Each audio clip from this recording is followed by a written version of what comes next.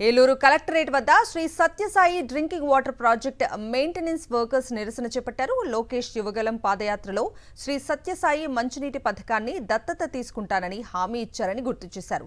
దత్తత తీసుకోపోగా 9 నెలల నుంచి తమకు జీతాలు కూడా రావటం లేదని కార్మికులు ఆగ్రహం వ్యక్తం చేశారు. కూటమి సర్కారు వచ్చాక తమ కుటుంబాలు రోడ్డున పడ్డాయని ఆవేదన వ్యక్తం చేస్తున్నారు. దీనిపై మరింత సమాచారం మా ప్రతినిధి రాజు ఏలూరు నుంచి అందిస్తారు.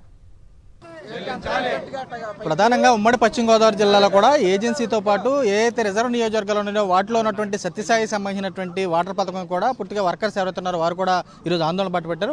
వారితో మాట్లాడించే ప్రయత్నం కూడా చేద్దాం. వాళ్ళు శాలరీస్ ఇచ్చే పరిస్థితి లేదు. అందుకోసం మేమేం కోరుతా ఉన్నామంటే గ్రామీణాభివృద్ధి శాఖ జోక్యం చేసుకొని వాళ్ళు డబ్బులు ఆర్డబ్ల్యూఎస్ ద్వారా మాకు ఇస్తే, కాంట్రాక్టర్కి ఇస్తే కాంట్రాక్టర్ మాకు జీతాలు ఇస్తాడు.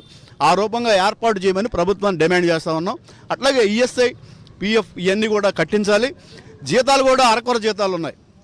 ప్రభుత్వం ఒక జీవో ఇచ్చింది, జీవో నెంబర్ 11.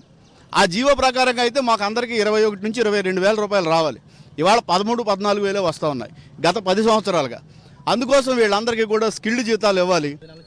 ప్రస్తుత కాలంలో మరి సత్యసాయి 9 నెలల జీతాలు ఇవ్వకపోవటం వల్ల ఆర్థికంగా చాలా ఇబ్బందులు పడుతున్నాం. పిల్లల ఫీజులు కట్టడం కోసం చాలా వడ్డీ తెచ్చాము. 10 రూపాయలు వడ్డీ తెచ్చిన సంఘటనలు ఉన్నాయి, 20 రూపాయలు తెచ్చిన అవి కట్టలేక చాలా ఇబ్బంది పడుతున్నాం. అలాగే పచారీ కొట్లని చిన్న చిన్న కొట్లు కాడ 9 నెలల మట్టి ఇవ్వడం అంటే వాళ్ళకి కష్టమే కాబట్టి అక్కడ ఇబ్బంది అవుతుంది. రెంట్లు కట్టలేక చాలా ఇబ్బంది పడుతున్నారు. రెంట్ల నుంచి హౌస్ నుంచి బయటకు వెళ్ళిపోమని వాళ్ళు చాలా ఒత్తిడి చేస్తున్నారు.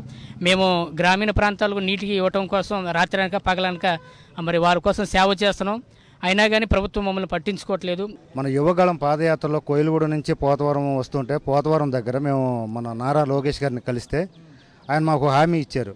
నేను వస్తే ఈ సత్యసాయి బాబా వాటర్ ప్రాజెక్ట్ని నేను దత్తత తీసుకుని నేను మెయింటెనెన్స్ చేస్తాను. కానీ ఈనాటికి కూడా కనీసం 9 నెలల జీతాలే లేవు. ఈనాటికి మేము అనేక మందికి కలిసాము, అనేక మంది తిరిగాం.